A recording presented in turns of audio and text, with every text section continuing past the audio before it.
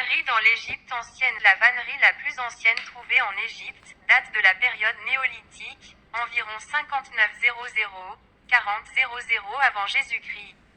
Dans le Fayoum Oasis, à environ 100 km, 60 miles, au sud-ouest du Caire, des fosses de stockage de céréales ont été creusées dans le sol du désert, bordées de vanneries de paille grossière, figure 1. Découverte pour la première fois en 1926, ces paniers représentent une technique de colombage. Cela implique un paquet de paille attaché dans une bobine avec un certain nombre de tiges extraites du paquet de paille à intervalles réguliers.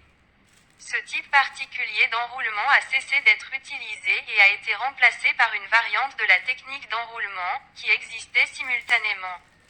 Ce type d'enroulement utilise différents matériaux pour le faisceau et les enrouleurs, figure 2. Près des fosses de stockage de grains néolithiques. Une partie d'un panier extrêmement finement enroulé a été trouvée, datée d'environ 4200 avant notre ère.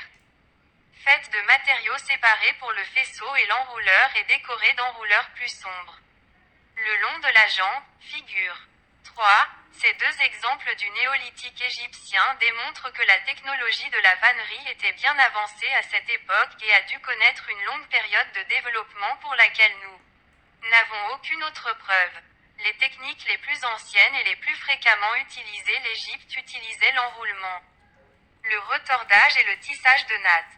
L'enroulement était utilisé pour produire des paniers robustes, dont la taille variait de 3 à 60 cm de diamètre. Dans l'Égypte ancienne, le bois était rare. La vannerie avait donc une fonction importante, remplaçant les armoires comme contenant pour les vêtements, la nourriture et de nombreux autres articles. Wote pas tous les frères et sœurs, tous les YON, moi c'est Scrappy Konsudaya. N'oubliez pas de liker et abonner si vous voulez, c'est 100% gratuit et non obligatoire.